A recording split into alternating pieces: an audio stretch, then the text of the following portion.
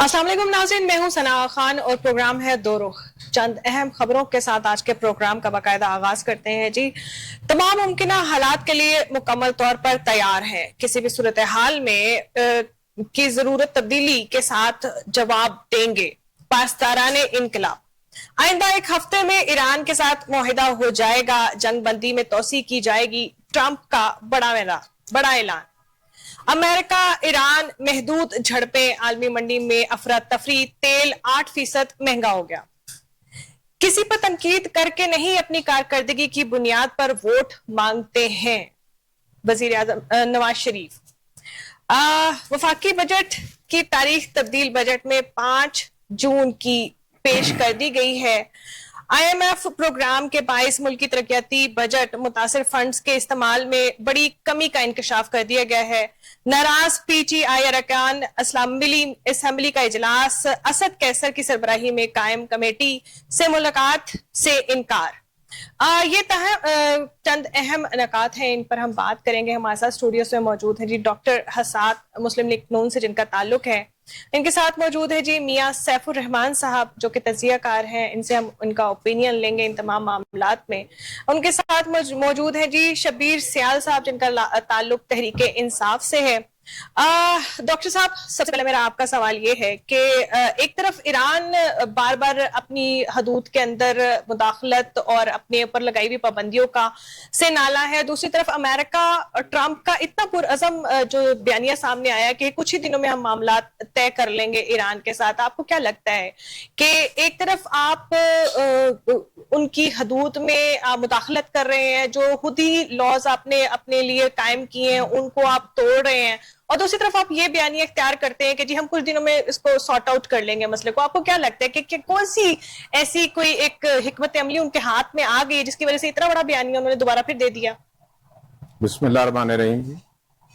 देखिए, ये जो सिलसिला है ना जी, ईरान और अमेरिका इसराइल जंग का, इसमें अमेरिका तो समझ लें कि वो अलग जो है ना एक किस्म की जंग हार चुका है, और उसकी अवाम जो है वो उसके खिलाफ इतनी होगी कि उसका ग्राफ 52% से नीचे 36 पे आ गया।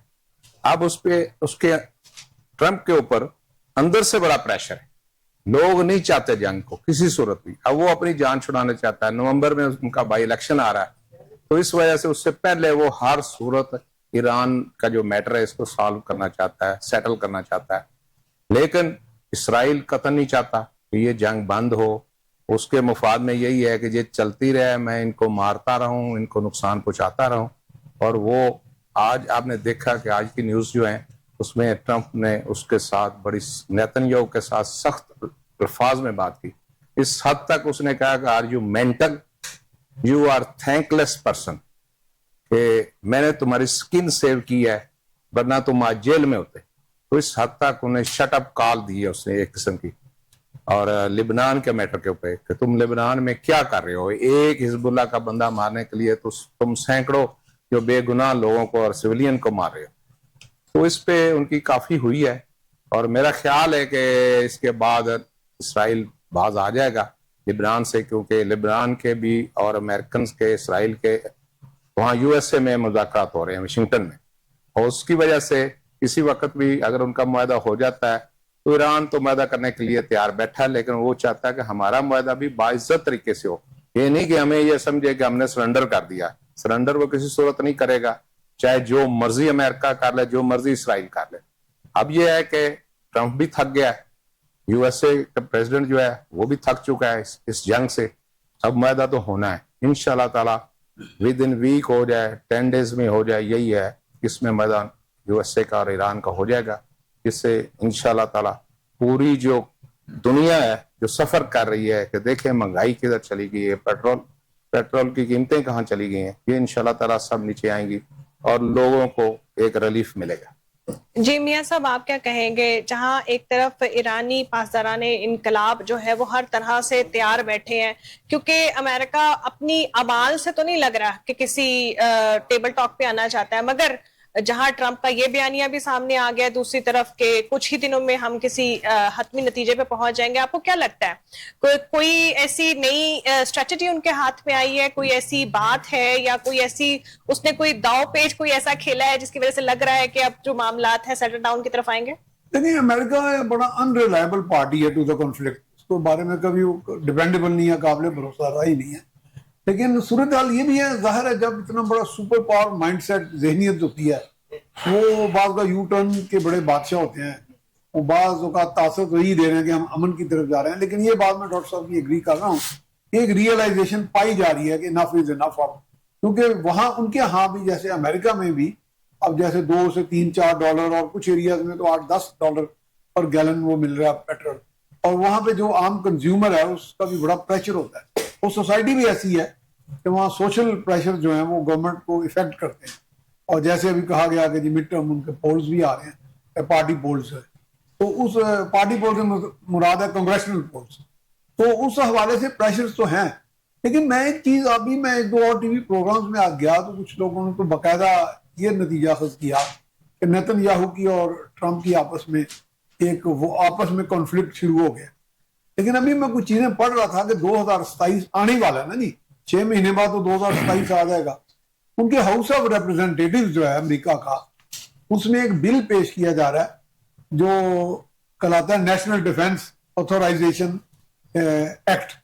اس کا ایک سیکشن 224 ہے جس کے تحت انہوں نے ڈیفنس ٹیکنالوجی کوآپریشن انیشیٹو ایک لانچ کر رہے ہیں, یو ایس اسرائیل ملا کے.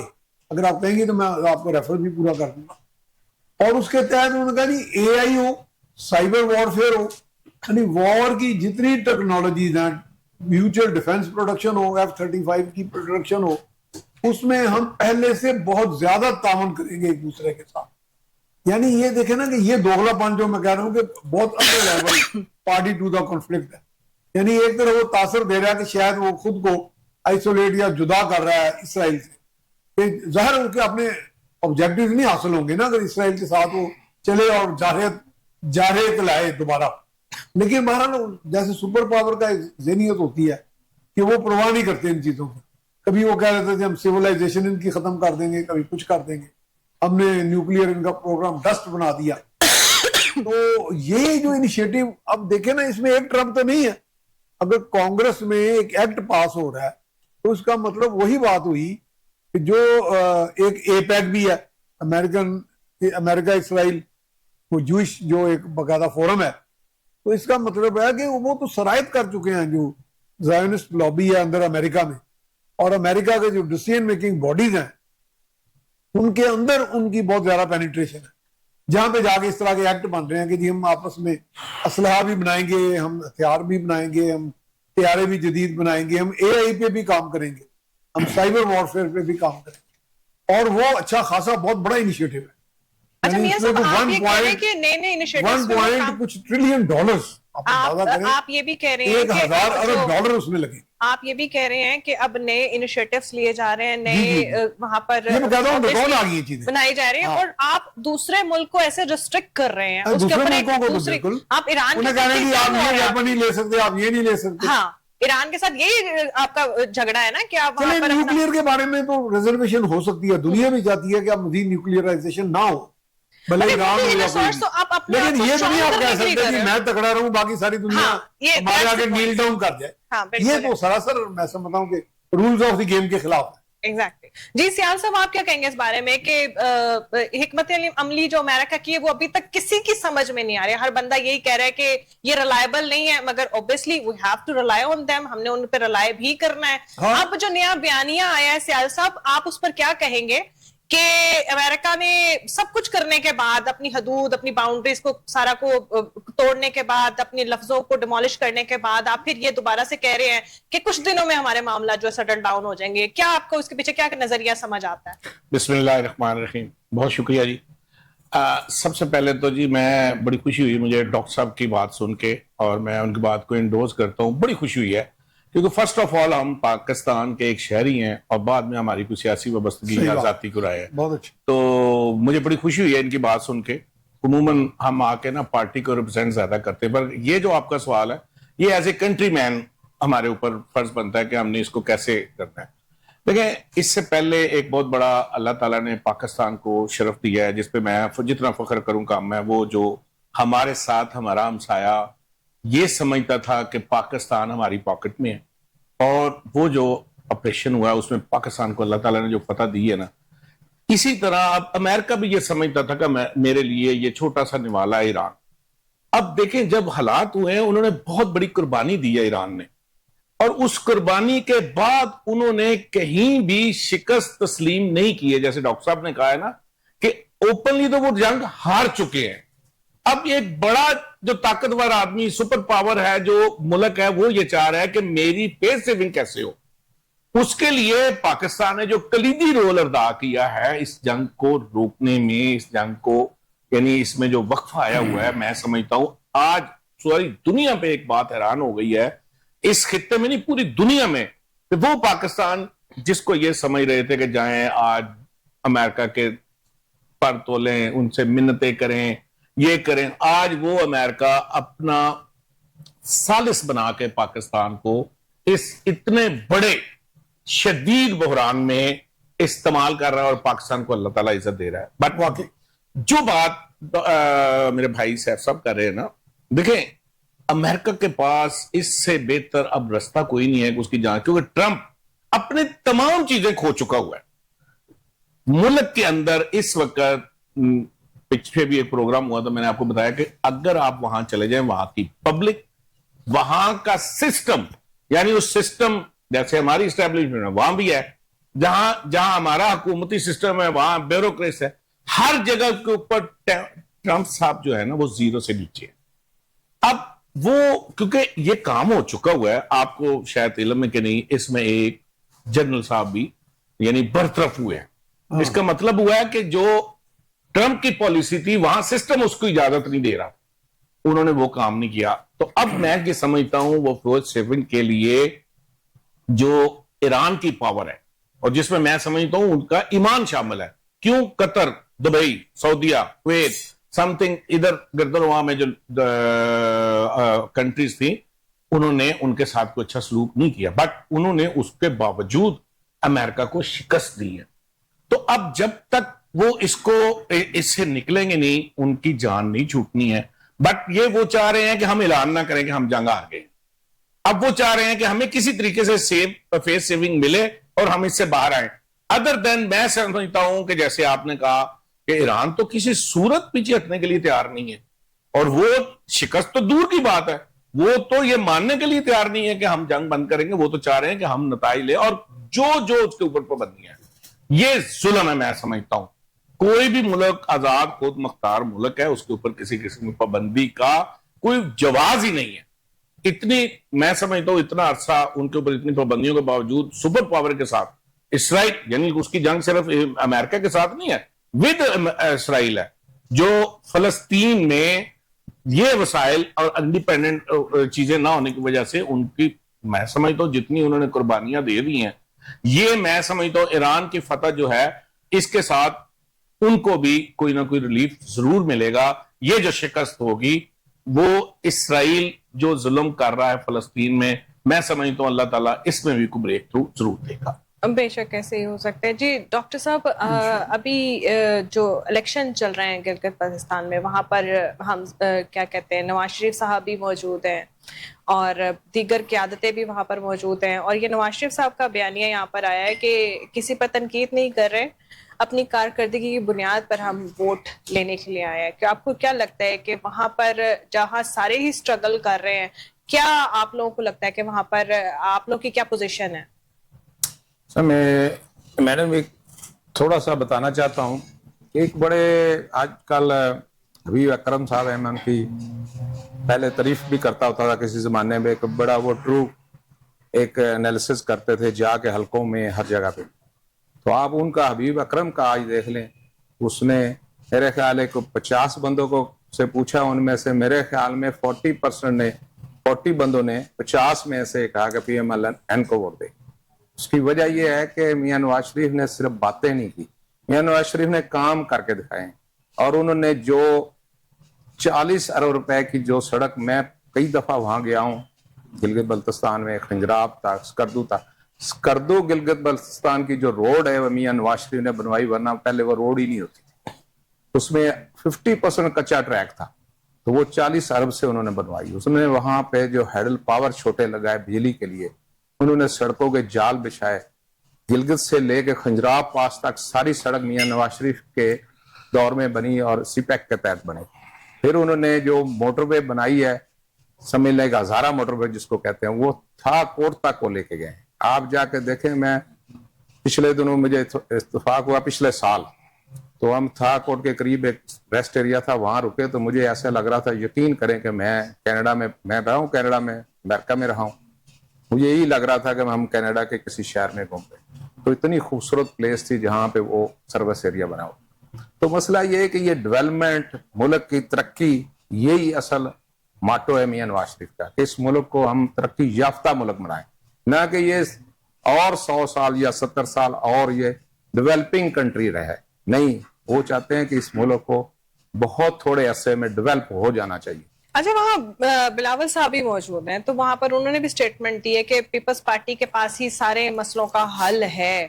تو آپ کو کیا لگتا ہے کس طرح کا مقابلہ ہے وہاں پر؟ مقابلہ تو ٹف ہے, نو ڈاؤٹ کہ پیپلز پارٹی اور نون لیگ کے درمیان مقابلہ وہاں ٹف ہے, لیکن لوگوں کو پتہ ہے کہ سندھ میں ان کی گورنمنٹ پچھلے میرے خیال ہے 1 2 3 چوتھا میرے خیال ٹرن اوور جا رہا ہے, کنزیکٹولی ان کی گورنمنٹ جا رہی ہے. لیکن سندھ کی حالت آپ جا کے دیکھ لیں. میں پچھلے دن کراچی گیا ہوں, سکھر تک میاں نواز شریف نے موٹر وے بنائی, تو سکھر تک ہمیں پتہ نہیں چلا کہ کیسے گئے. تو جو آگے گیا تو یقین کریں حیدرآباد تک ہمارا حشر ہو گیا, ہماری گاڑیوں کا حشر ہو گیا, اور لائنوں میں ٹرکوں کے پیچھے ضلالت کے ساتھ پہنچے. تو وہ سندھ میں تو انہوں نے زیرو ڈیولپمنٹ ہے. لوگ جانتے ہیں کہ انہوں نے کوئی ڈیولپمنٹ نہیں کی. اپنے صوبے میں 16 سال سے حکومت کر رہے ہیں, کوئی ڈیولپمنٹ نہیں کی.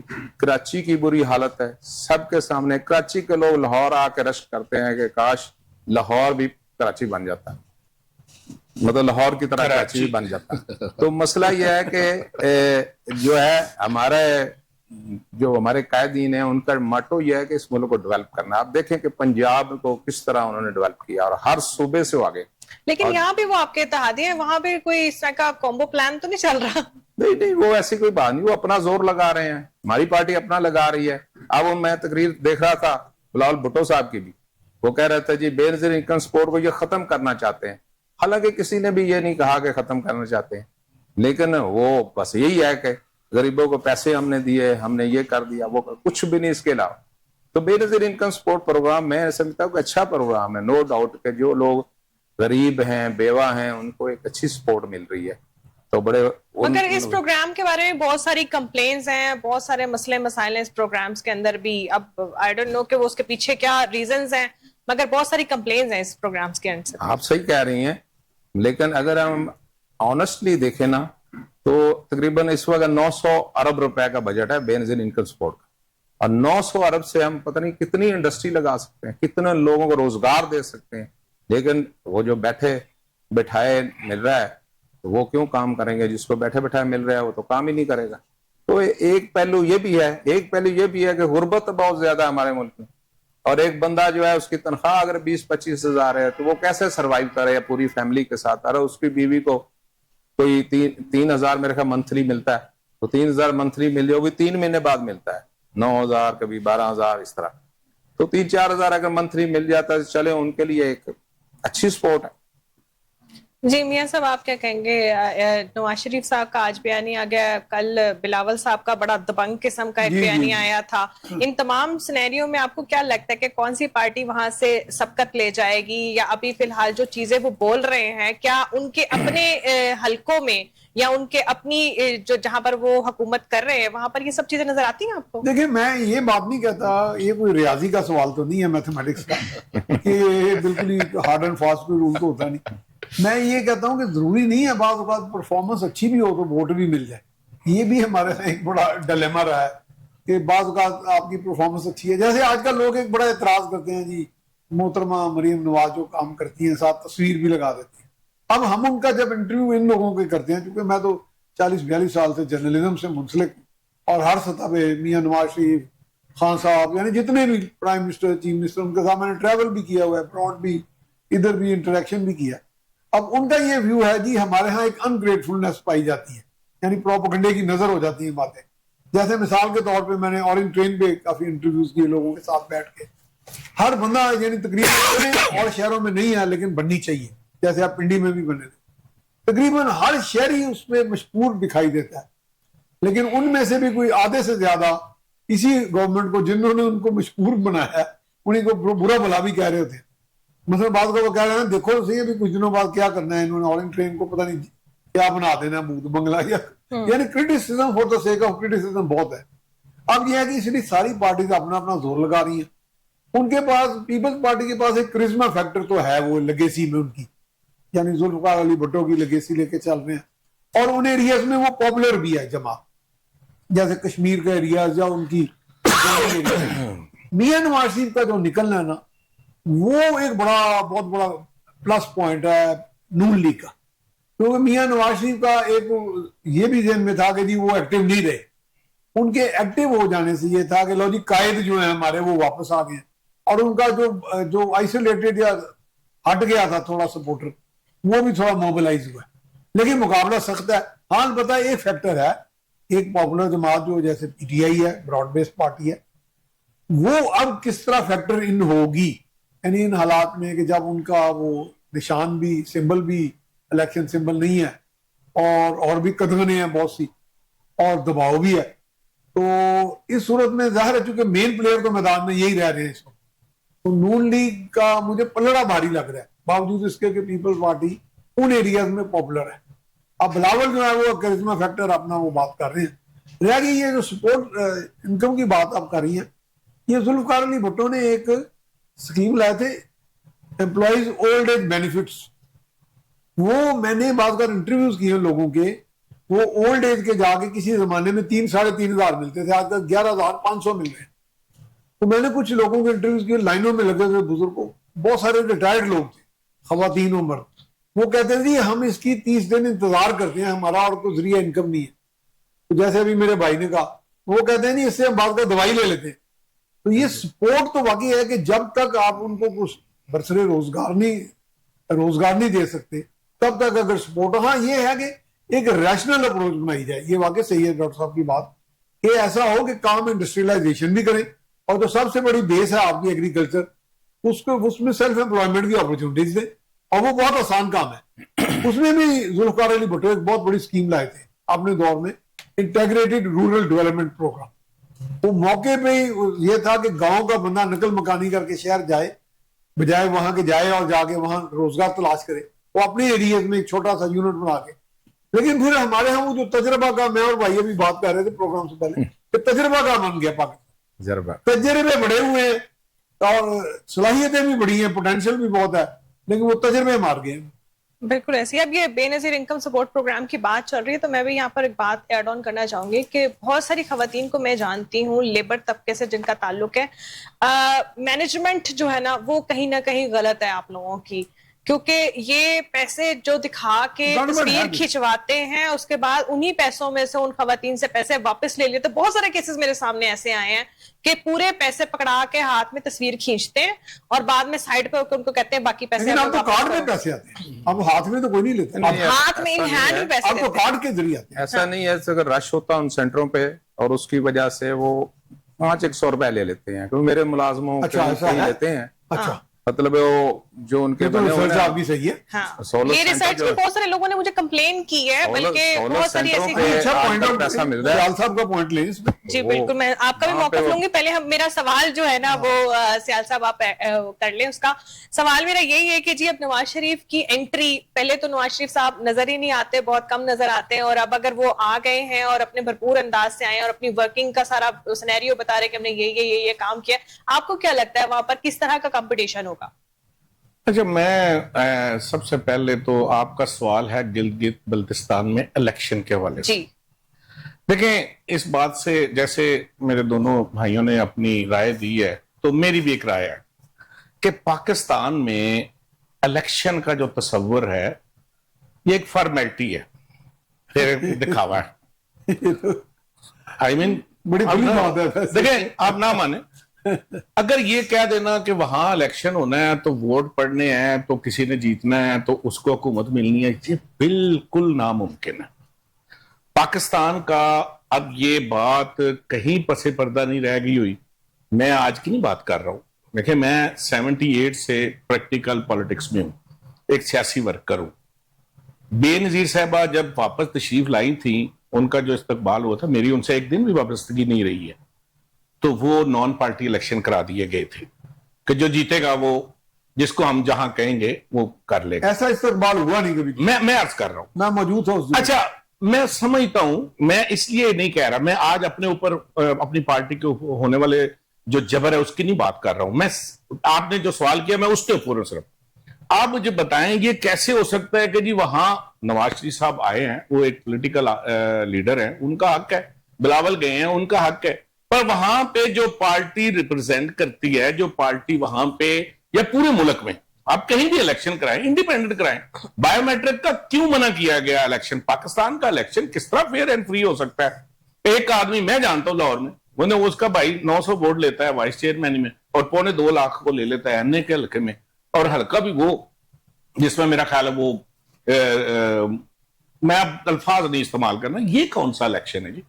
یہ نہیں، یہاں کا الیکشن سسٹم میں یہ سمجھتا ہوں کہ اب ہمیں یہ بات مان لینی چاہیے، دونوں میں سے ایک نظام کو حکومت میں لے آئیں اور ایک کو نکال دیں۔ یہ جو جمہوریت یہ جس میں ہم وہ حکومتیں بناتے ہیں، ٹاس کر لیں۔ میں عرض کر رہا ہوں یہ زیادتی ہے لوگوں کے ساتھ۔ میں خود بھی الیکشن لڑتا ہوں، سارا کچھ کرتا ہوں، جب آپ کو پتہ ہی نہیں، میں ایک الیکشن لڑا محنت کرتے رہی، آپ نے بڑی بات کر دی، آپ نے بڑی بات کر دی، ٹاس کرنے والی بات تو نہیں ہے، خیر چل یہی رہا ہے، سسٹم یہی چل رہا ہے۔ آپ مجھے بتائیں، میں آج کی نہیں بات کر رہا ہوں، 2008 میں میاں صاحب بھی ڈاکٹر صاحب بھی تشریف فرمائے، ابھی محترمہ پاکستان نہیں آئی تھی تو یہاں اناؤنس ہو گیا تھا کہ پیپلز پارٹی کی حکومت بن رہی ہے۔ اب وہ جو بھی حادثہ ہوا، محترمہ شہید ہو گئی، جو کچھ بھی ہوا تھا، حکومت انہیں کی بنی ہے۔ آج یہ طے ہو چکا ہوا کس نے بننا۔ میں آج آپ کو وزیر اعظم کا نام وزیر اعلیٰ کا نام بتا سکتا ہوں جس نے بننا ہے، منسٹر کی لسٹ میں بتا سکتا ہوں کنہوں نے بننی ہے۔ تو یہ کون سا الیکشن ہے جب کہ بندہ بھی الیکشن لڑائی نتائج آئے ہی نہیں ہے؟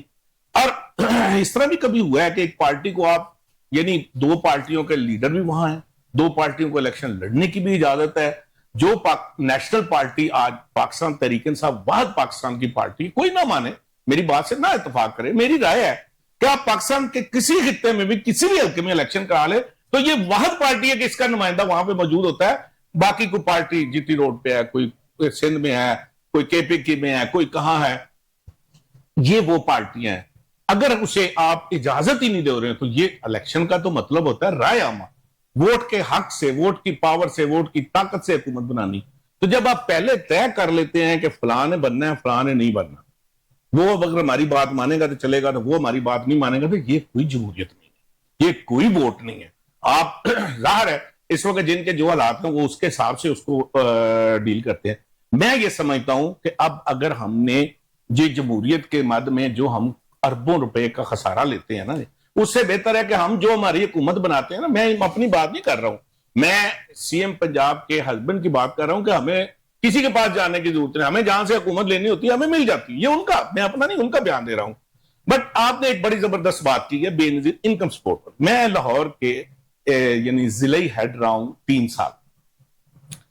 میں نے اس یعنی کسی وہ ویلفیئر کا زکوٰۃ کا محکمہ تھا، آپ یقین کریں گے، میرے دونوں بھائی بھی سن رہے ہیں، میں حیران ہو گیا ہوں کہ ایک آدمی کو ہم نے 3000 روپیہ دینا ہے، یعنی 1500 روپے مہینہ دینا ہے، اور اس کو 1500 دینے کے لیے 10,500 ایوریج خرچہ آ رہا ہے آج کے دور میں۔ میں نے وہ ہماری خاتون تھی، میرے ذہن سے نام نکل گیا ان کا، جو آئی ٹی کی منسٹر تھی، میں نے اسے لکھا ایک لیٹر کہ پاکستان میں 17 ویلفیئر کے ادارے ہیں جس میں بے نظیر انکم سپورٹ یہ وہ سارے تھے، تو اگر ہم ایک اس کا بنا دیں۔ آج کل میں پہلا بندہ تھا جس نے زکوٰۃ جو تھی نا لوگوں کے یعنی ٹیلی فون کے اوپر جیز کیش میں دینی شروع کی تھی۔ میں عرض کروں، آپ یقین کریں گی، پھر یہی بات پھر سی ایم کے بلوچستان نے کہی ہے کہ ہمیں آپ 29 کروڑ دے رہے ہیں، 64 کروڑ اس کے تقسیم کرنے میں لگ رہا ہے۔ بات یہ ہے کہ ہم یہ پیسے کا جو استعمال ہے، ڈاکٹر صاحب نے بڑی زبردست بات کی ہے کہ بے نظیر اتنی پیسے ہیں, اگر ہم اس میں انڈسٹری لگا کے انہیں بھیک دینے کی بجائے انہیں اگر روزگار دے دیں تو وہ بہتر ہے. میں نے آپشن دی تھی کہ آپ یہ جو پیسہ ہے اس کا اگر پازیٹیو یوز کریں تو لوگوں کو ہم یہ جو 1500 یا اتنے تھوڑے پیسے دے رہے ہیں ان سے 1500 میں تو کسی خاتون کے بچے کا دودھ نہیں مہینے کا آتا. اگر ہم ان کو ایک دفعہ اتنے پیسے دے دیں کہ وہ خاتون خود کفیل ہو جائے تو یہ جو لوگ یعنی لائنوں میں لگ کے بھیک مانگتے ہیں اس سے بہتر ہے کہ ان کو روزگار مل جائے. آپ بات کر رہے ہیں پیسے دینے اور اب لینے والے کی سن لیں. میرے پاس ایک محترمہ تشریف لائیں کہ آپ نے میری زکوٰۃ بند کر دی. مجھے پتا نہیں تھا, ایک سسٹم ہوتا تھا. میں نے بلایا, پتا کیا, پتا چلا جی وہ 65,000 روپیہ سیلری لیتی ہیں اور زکوٰۃ لے رہی ہیں. اچھا, اب انہوں نے باقاعدہ میرے ساتھ, میں شریف آدمی تھا, مجھے تڑی لگائی ہے. بہرحال میں بھی اپنی یہاں ظاہر سیٹ پہ بیٹھا ہوا تھا. میں نے ان سے, میرے دوست بھی سن رہے ہیں, آپ بھی, میں میڈیا پہ بات کر رہا ہوں, 2,24,000 روپیہ واپس کروا کے فنڈ میں جمع کرائے کہ آپ اس کی مستحق نہیں ہیں. رائٹ مین کے پاس اگر حق پہنچے, پاکستان کی یہ غربت جو ہے نا, اگر ہم اس طرح ختم کریں گے بھیک دینے کے بجائے, جو اس کا مستحق اس تک پہنچائیں, یہ پیسے کا پازیٹیو استعمال ہو, تب جا کے لوگوں کو اس کا فائدہ ہونا ہے. بے نظیر کی آپ بات کر رہے ہیں, میرے ایک ملنے والے ہیں ٹوبا ٹیک سنگھ, وہ آسٹریلیا میں سیٹل ہیں, ان کے نام پہ پیسے آ رہے ہیں. آپ مجھے بتائیں جو آسٹریلیا سیٹل ہے اسے بے نظیر انکم سپورٹ پروگرام چاہیے, تو خود سپورٹ کر سکتا ہے. میں عرض کر رہا ہوں کہ اس کو اس پائپ میں سے گزارنا ہے جو مستحقین تک جائے. اس کے لیے ہمارے پاس روڈ میپ ہے. میرے پاس ایک بندہ آ گیا میری پارٹی کا, نے کہا کہ اگر آپ نے یہاں بیٹھنا ہے تو آپ ہمیں یہ پیسے دے دیں. میں نے کہا بیٹا میرے پاس اس کے کہاں سے پیسے آگے, پیسے تو مستحقین کے, اور یہ میرا معاملہ نہیں, یہ اللہ کا معاملہ ہے, یہ اسلام کا ایک رکن ہے. انہوں نے کہا نہیں جی یہ ہم پرچی بھیجتے ہیں تو وہ پیسے دے دیتے ہیں, جبکہ پیسے کو وہ ہاتھ لگانے کے وہاں بھی پرچی چلتی. میں عرض کر رہا ہوں نا اس کو دیکھیں, میں اگر کسی پہ تنقید کرتا ہوں تو پہلے مجھے اپنی اصلاح کرنی چاہیے. بالکل ایسے. آج ثانیہ نشتر کے ساتھ میرا ٹائم ہو گیا یہاں پہ سی ایم ہاؤس میں, سب کچھ ہو گیا, اس نے میری بات سے اتفاق کیا, اتفاق سے وہ حکومت بھی نہیں رہی, تو پھر ہمارے اپنے جو تھے انہوں نے کہہ دیا جی آپ جو ہے نا یہ آپ ڈومین سے باہر چلیں گے. اب آپ مجھے بتائیں اگر میں کسی مستحق کے پاس اس کا حق پہنچا رہا ہوں تو میں نے کون سی ڈومین کراس کی ہے؟ ثانیہ نشتر نے میری بات سے اتفاق کیا کہ جو آپ بات کر رہے ہیں کہ یہ 17 اداروں کو ہم ایک جگہ لیں, بیسیکلی غریب آدمی کی مدد کرنی ہے آپ نے, اور اس کو اگر ہم جائز طریقے سے لگائیں. دیکھیں آپ جتنے زیادہ ادارے بنائیں گے اتنے زیادہ ایکسپینس ہوں گے. اس ادارے کا جو سیکٹری تھا اس کے گھر کا کرایہ تھا 5 لاکھ روپیہ, جو چیئرمین تھا اس کے گھر کا کرایہ تھا 8.5 لاکھ روپے. اب آپ مجھے بتائیں وہ کیا دے رہا ہوگا جی دکان, جبکہ ہمارے پاس VIP آفس خالی پڑے ہوئے ہیں, مگر مجھے ایک کمرے کی ضرورت ہے. وہ کس طرح مدد کر رہا ہوگا غریب کی؟ نہیں, ایک کمرے کی ضرورت تو ہمیں تب ہوگی نا جب ہمارے پرسنل کھاتے میں سے کچھ جا رہا ہوگا. جب ہمارے پرسنل کھاتے میں سے کچھ نہیں جا رہا ہوگا. میں اصل میں اس کو یہ ایک بات نہیں ہے, یہ آپ نے کیونکہ ایک بات کی تو میں نے اپنا تجزیہ نہیں پیش کیا, میں نے آپ کو پریکٹیکلی جو ہوا ہے نا, میں اسی پیسوں ساری بڑھاسی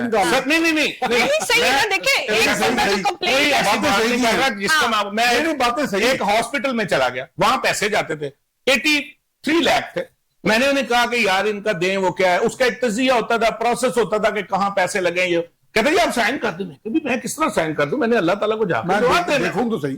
انہوں نے کہا جی یہ نہیں ہو سکتا کہ آپ سائن نہ کریں, آپ اسپتال سے باہر نہیں جائیں گے, یہ نہیں ہوگا, وہ نہیں ہوگا. مختصر یہ کہ میں آ گیا, انہوں نے مجھے وہ جو ہمارا ایک سسٹم ہے اس میں آفر کی, میں نہ ہوا. میں اس کے بعد جس ہاسپٹل میں گیا, آپ یقین کریں گے میاں صاحب, آپ بھی سن رہے, انہوں نے ایسے میرے آگے رکھا, پوری ڈیٹیل رکھی, آپ جیسا بندہ جا کے اس کو چیک کر سکتا تھا. 26 لاکھ روپے انہیں واپس کرنا پڑا ادارے.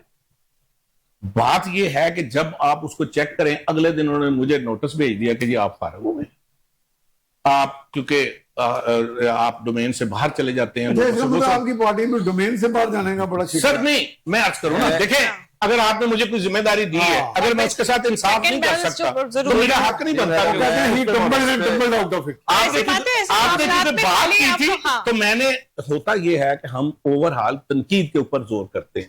میرا خیال ہے تنقید برائے تنقید کے بجائے تنقید برائے اصلاح کی طرف ہمیں جانا چاہیے. صحیح بات ہے. اگر ہم اس طرف جائیں گے, اب ملک متحمل نہیں ہے. سری لنکا, بنگلہ دیش ہمارے بعد میں کرائسس میں آیا, کرائسس میں نکل کے دنیا کی ترقی یافتہ دور میں شامل ہو چکا ہوا ہے. ہم اس چکر میں پڑے ہوئے ہیں کہ ہم نے اس کو مارنا ہے, اس کو اٹھانا ہے, اس کو بنا دینا ہے, اس کو نکال دینا ہے. اگر یہ رہے گا تو ہوگا, اگر یہ نہیں رہے گا تو نہیں ہوگا. پوری دنیا میں جمہوریت اور الیکشن جو ہے نا وہ ہوتے ہیں, جیتنے والا جیتتا ہے, ہارنے والا ہارتا ہے. پاکستان دنیا کا واحد ملک ہوتا ہے جو جیتا وہ بھی ہارا ہوتا ہے, جو ہارا ہوتا ہے وہ بھی جیتا ہوتا ہے. ایک میں لائن ذرا ایڈ کر دوں ان سے اجازت کے ساتھ کہ اس مرتبہ یہ کون سا الیکشن, بعض الیکشن دنیا کا مانا ہوا جو الیکشن کمیشن تھا نا بھارت, وہ بھی نمبر لے گئے. وہ ممتا بینرجی والا جو معاملہ ہوا ہے اس میں دھاندلی ایسی کلاسیکل دھاندلا ہوا ہے. نہیں سر, میں پریکٹیکلی بات کر رہا ہوں. دیکھیں نا, آپ جب پی ٹی آئی کی حکومت تھی تو سلیکٹڈ کا نعرہ تھا, آج یہ حکومت ہے تو فارم 47 کا نعرہ. آپ مجھے بتائیں کون میں آج میں ٹی وی پروگرام میں وہاں آرٹیکل 47 کی بات آ گئی. وہ تو اب آپ مجھے بتائیں, وہ ٹرمپ پہ اپلائی ہوتا ہے. اب مجھے بتائیں دونوں میں سے رائٹ کون. جی ڈاکٹر صاحب, کیونکہ رستہ بنا کے دے دیتے ہیں. چلو ابھی شروع ہو جاؤ. تھوڑا سا میں اس پہ بات کرنا چاہوں گا تاکہ ہماری جو دیکھنے والے دوستوں کو بھی سمجھ آ سکے. واقعی اس پاکستان کے ساتھ زیادتی کی جا رہی ہے اور کی گئی ہے. ایک ادارہ بنا ہے, اس کے پیرلر دوسرا ادارہ بنا دیا, اس کے پیرلر تیسرا ادارہ بنا دیا, اس کے پیرلر چوتھا ادارہ بنا دیا. صحیح بات. یہ ایک ہی طرح کے 4 ادارے ہیں. میں آپ کو بتاتا ہوں, میں ممبر رہا ہوں بیت المال پنجاب کافی عرصہ. بیت المال پنجاب ادارہ ہے, بیت المال پاکستان ادارہ ہے, زکوٰۃ اینڈ عشر ادارہ ہے, بے نظیر انکم سپورٹ ادارہ. یہ سارے کیا ہیں, سارے بھی مستحقین کو سپورٹ کرنے کے لیے بنائے گئے. تو اس کو کیوں نہیں 4 ادارے, ان کے علاوہ وہ سر وہ سوشل ویلفیئر ادارہ نہیں. آپ نہیں میرے خیال اس پہ انڈرسٹینڈ, میں سمجھتا ہوں, میں لیبر ونگ کا انچارج رہا ہوں بڑا عرصہ. وہ لیبرز کے لیے ہے سوشل ویلفیئر ادارہ, وہ ایک سبجیکٹ دوسرا. لیکن کم از کم یہ 4 ادارے بنا دیا گیا ہے اور ایک کام جس افسر نے کرنا اس کی جگہ پہ 4 لگا دیا. تو کیوں نہیں ان سب کو ایک بنا دیا جائے. اور بہترین ادارے جو ہیں میں سمجھتا ہوں, بالکل ڈاکٹر صاحب کی بات, میں سمجھتا ہوں کہ پاکستان بیت المال اور پنجاب بیت المال, یہ 2 ادارے ہونے چاہیے. ان سب کو اس میں چمکا. اور میں رہا ہوں, یقین کریں کہ اتنے مستحقین کو ہم سپورٹ کرتے رہے ہیں. 35,000 سے لے کے بچیوں کی شادیوں کے لیے جو معذور ہوتے تھے ان کے لیے 80,000 لاکھ 2 لاکھ روپے ویل چیئر بھی دیتے تھے ہم. میں کہتا ہوں کہ اتنی سپورٹ کرتے تھے.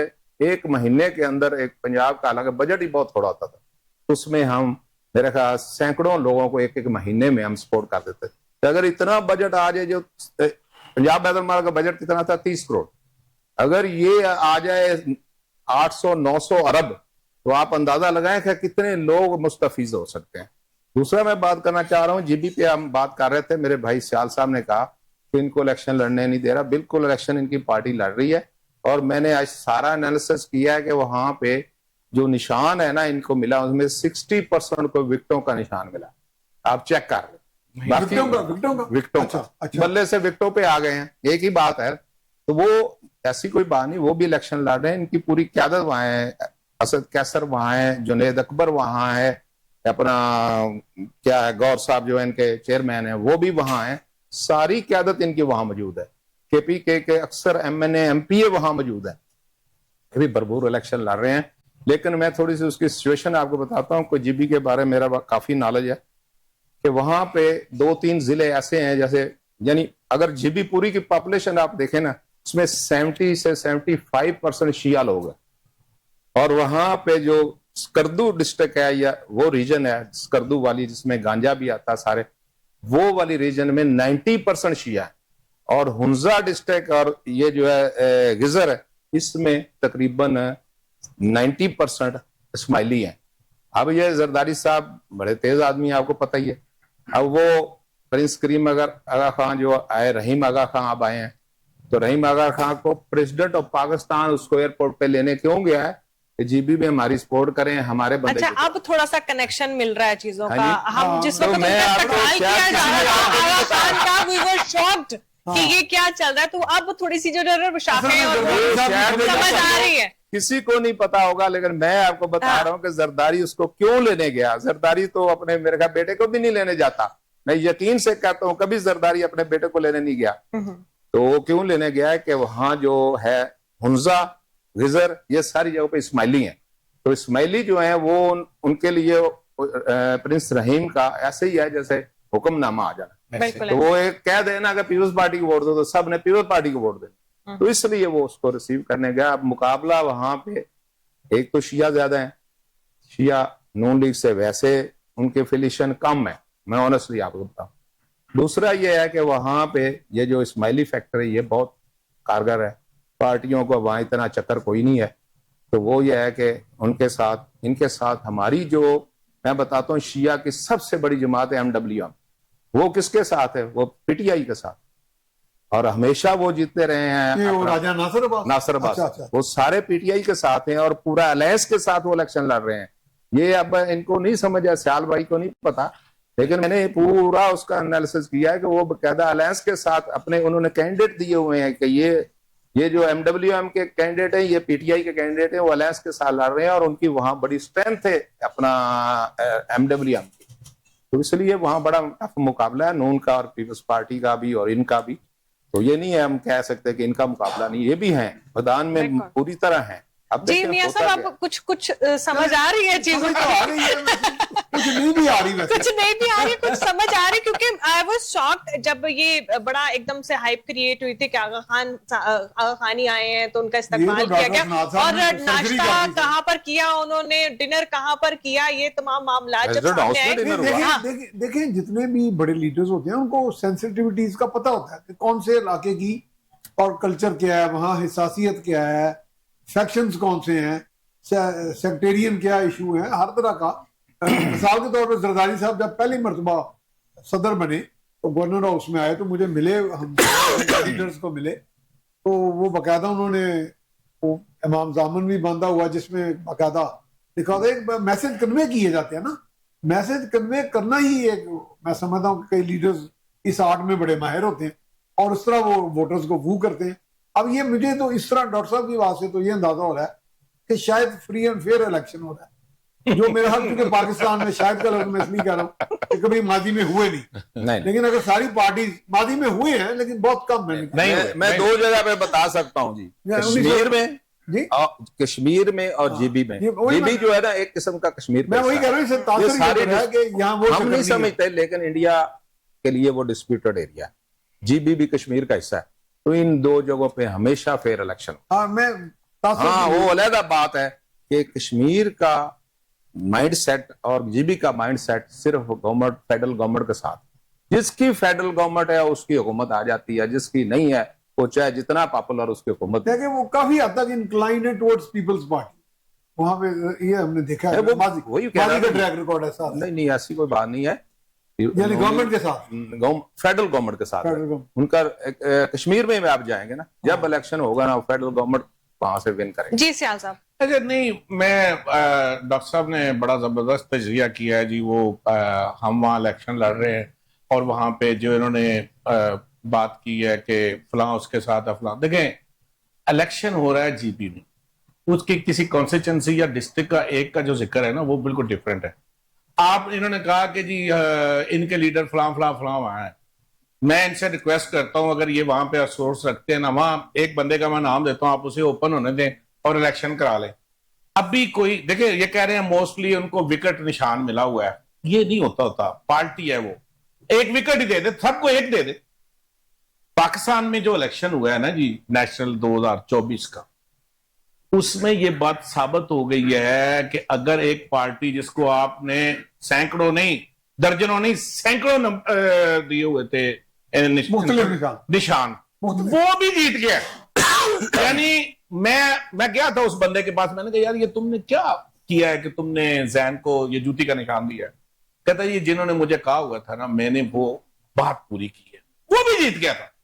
बात यह है कि आप लोगों को आजाद करें, खालिद खुर्शीद को कहें बल्तिस्तान में जाके वो GB में जाके करे कैंपेन, मैं देख लूंगा ये सारे जितने लीडर हैं वो कितनी पॉपुलैरिटी उससे लेते हैं और किस तरह उससे इलेक्शन जीते। बट डॉक्टर साहब ने आखिर में तजिया मुकम्मल कर दिया, बात को कूजे में बंद कर दिया समुंदर को, कि जिसकी हुकूमत होती है उसकी बनती है, और हुकूमत ऐसी होती है कि राणा सनाउल्लाह कहता है कि जो मोहसिन नकवी साहब कहते हैं ना वो तो प्राइम मिनिस्टर को कहें तो वो बात पूरी हो सकती है, अगर हम कहें या प्राइम मिनिस्टर कहे वो बात इनकार हो सकती है।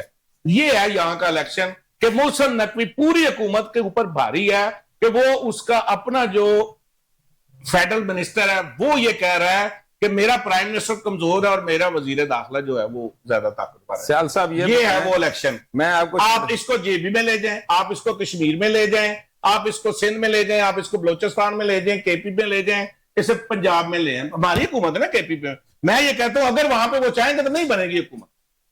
ठीक है, आप जब चाहें आप आगे इन्होंने बात आपने बीच में की है, उसको किसी ने रिस्पॉन्ड नहीं किया है कि पीटीआई के नाराज अरकीन। देखिए ये सारे लोग जब इलेक्ट हो जाते हैं तो इनकी चाबी एक जगह चली जाती है और वो चाबी वहीं रहती है, जहां पे उन्होंने चाहना है खोल देना, जहां पे चाहना है उन्होंने लॉक कर देना। वो कोई भी जितना भी ताकतवर हो, मसला ही चाबी का, बस वो चाबी है, कोई माने या ना माने। ये अब अपनी अपनी बात है। ये मैं बात आज की नहीं कर रहा हूं, ये मैं बात कर रहा हूं कायदे आजम से शुरू, लियाकत अली खां से, इन सबको छोड़ देंगे। सियासी हो गए, उन्होंने जद्दोजहद। डॉक्टर कबीर का क्या कसूर था आप मुझे बताएं। उसने कहा कि जिस कौम के लिए मैंने मेहनत की है, कोशिश की है, मुझे अफसोस रहेगा कि मैंने किस कौम के लिए किया। हमारे साथ बहादुर है, उन्होंने साइंसदान था उसे प्रेसिडेंट बनाया, हमने सड़कों पर रोक दिया। वजह क्या थी कि हम इसको मुल्क को एटमी तकुवत मनवाने में नाकाम हो गए, उसकी कोशिश को। लेकिन अल्हम्दुलिल्लाह में एटमी को तो है सर, वो तो अल्लाह ने, मैंने सबसे बात ही यहाँ से शुरू की है कि जो इंडिया को मुंह की खानी पड़ी है, पाकिस्तान को जो अल्लाह ने इज्जत दी है, मैं उसको अपने सर का ताज समझता हूं। और इसमें उस हर हुकूमत उसका मुहाफ़िज़ रही है। गुलशन में बाहर आए तो हमें भी याद करना, हमारा भी खून शामिल है गुलिस्तान में। ये मैं समझता हूं उन लोगों ने जो जद्दोजहद की है, जो उन्होंने अपने आप को तबाह और बर्बाद करके दुनिया से चले गए हैं, लेकिन आज हम फख्र से इंडिया जैसे मुल्क को नाक को दाने चबवा दिए, दुनिया में अपनी गुंडा करती समझता था। पीपल पार्टी आगाज करती है जुल्फिकार अली, बेशक और दूसरी शर्त मियां नवाज शरीफ डेटोनेट करता है डिवाइस उसकी हुकूमत में। और उसके दरमियान में नहीं, उसके दरमियान में फौजी आए, उन्होंने भी इसको सपोर्ट किया। मोहसिन नकवी साहब के इन्होंने कहा वो बड़े नहीं, मैंने नहीं कहा, मैंने कहा कि राणा सनाउल्लाह का ये बयान है कि जो मोहसिन नकवी साहब कहें वो राइट है, जो हम कहें वो तो कहें बन सकते। आप मेरी बात भी सुनो। मैं हुकूमती मिनिस्टर की बात जी डॉक्टर साहब का मौका लेते क्योंकि प्रोग्राम का टाइम जो है ना जी, एक सेकंड की बात है जी। राणा सनाउल्लाह की बात छोड़ दें, मोहसिन नकवी का वही रोल है जो अमेरिका और ईरान के दरमियान पाकिस्तान का रोल। बस मैं मुख्तसर आपने तो बात ही खत्म। You are right man, is a good. चलिए जी, थैंक यू वेरी मच। आप तमाम मेहमानों का बहुत बहुत शुक्रिया। पाकिस्तान के लिए हम सबको मिलकर एक होना पड़ेगा। बहुत सी कोई भी जमात हो, कोई भी तहरीक चलाएं, कोई भी इदारा बनाएं, मगर जब तक पाकिस्तान नहीं होगा तब तक हमारे लिए मेरा नहीं ख्याल कि कोई भी चीज कारआमद होगी। इसके साथ ही मुझे सना को इजाजत, फिर मिलेंगे अगले प्रोग्राम में। तब तक के लिए अल्लाह हाफ़िज़। Thank you ji.